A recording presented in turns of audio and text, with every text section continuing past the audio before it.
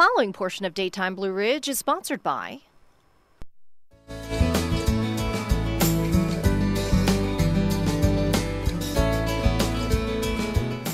November is National Hospice Month, a time when we draw attention to this very special kind of care.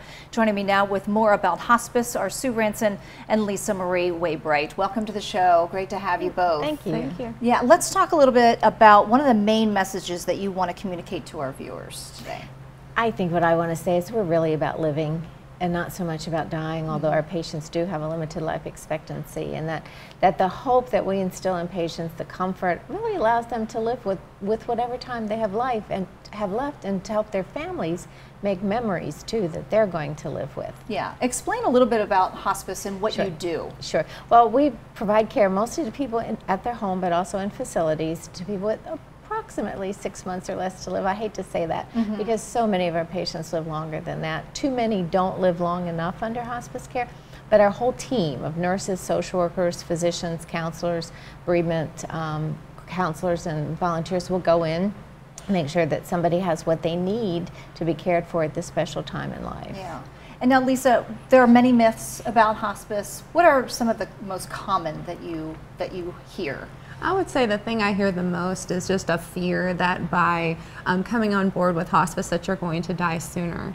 And yeah, I want people to know that in fact, there's lots of research that indicates that patients actually live longer with hospice, and indeed we have about 15% of patients who come on board with us that graduate from our services, and that we are focused truly on life and the living that patients have left to do. And I've heard so many times, and we see this reflected in our surveys at the end of the care, that if they had known that hospice was going to be so focused on living, and that they would have admitted to hospice so much sooner. Wow, yeah, you don't hear that very often. No. Right. Yeah, that's amazing.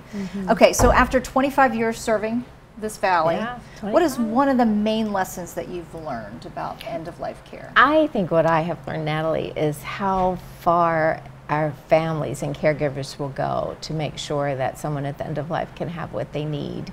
From the very first patient we ever took, I realized the capacity of people to do what has to be done. And it's hard, and families will say to us, this was the hardest work I ever did, but it was the most rewarding. And with us there as that safety net, 2 o'clock in the morning, 7 a.m., Saturday, Sundays, a lot of our caregivers find that they really can do this. So that's my takeaway, I think, from 25 years. I know. If somebody is sitting at home right now and they're wondering if hospice is for them, what advice do you have for them?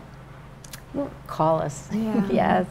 There's just so much information that's available. If someone wants to look at our website, they may feel uncomfortable actually talking to somebody right away.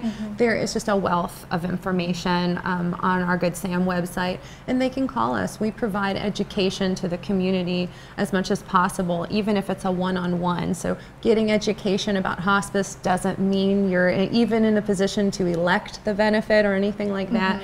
That we're just more than happy to sit down with families and talk about who we are and what we do, so when the time is right, they can make an educated decision. Yeah, sometimes that one-on-one conversation just makes them feel a lot better. That's right. And we really want to differentiate that just because you're reaching out for education doesn't mean you have to elect hospice. Right, exactly. All right, so reach out, goodsamhospice.com. You're also on Facebook and Twitter. We are. And then, 1-888-466-7809. Thank you.